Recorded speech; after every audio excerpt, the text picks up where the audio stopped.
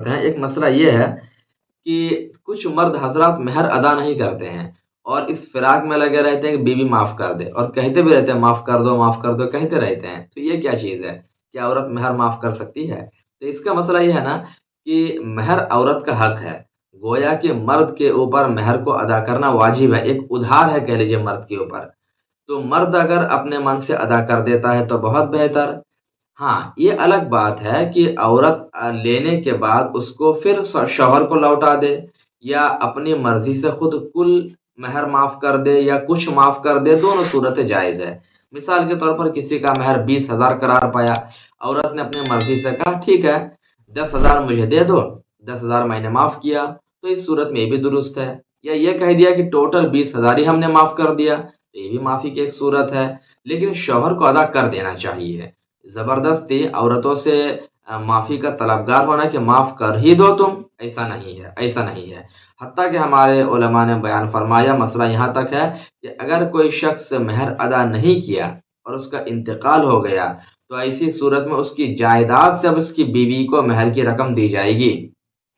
जो प्रॉपर्टी छोड़ के गया है, उसमें से महर की रकम औरत को अदा की जाएगी। यानी कि वो तो उधार की हैसियत रखता है ना।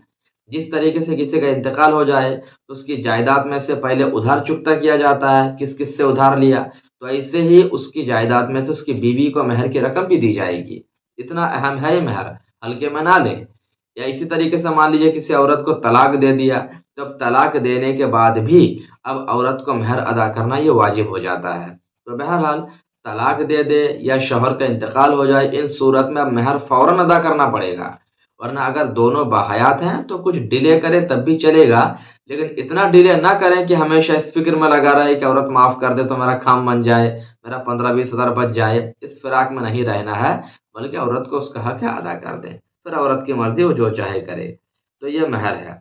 अच्छा, एक मसला और हमारे सामने आता है, कुछ औरतें पूछती हैं, क्या पूरा महर ले लेने से निकाह टूट जाता है? ये भी अजीब मसला है देखें। कुछ इलाकों में लोग ये सोचते हैं, ऐसा बिल्कुल भी नहीं है। औरत का हक है महर लेना और शौहर के ऊपर अदा करना वाजिब है।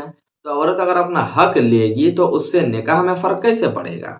उससे निकाह में बिल्कुल फ़र्क नहीं पड़ेगा, बल्कि इस सूरत में तो कह लीजिए औरत और मर्द में मोहब्बत और ज़्यादा हो जाएगी।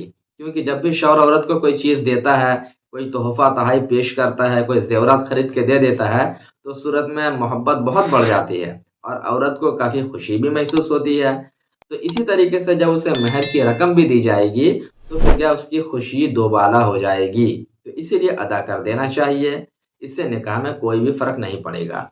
जब तक शौहर तलाक या तलाक की तरह कोई दूसरा लफ्ज़ लिख करके या बोल करके नहीं दे देता है, उस वक़्त तक निकाह में कोई भी फ़र्क नहीं पड़ेगा। महर पूरा ले लेने से, दे देने से निकाह में कोई फ़र्क नहीं पड़ता है। ये गलत बात लोगों में मशहूर हो गई है। बहरहाल जो भी है, ये महर के कुछ अहम मसाइल थे जो मैंने आपके रूबरू पेश कर दिया। उम्मीद करता हूँ कि आपको पूरी बात समझ में आ गई होगी।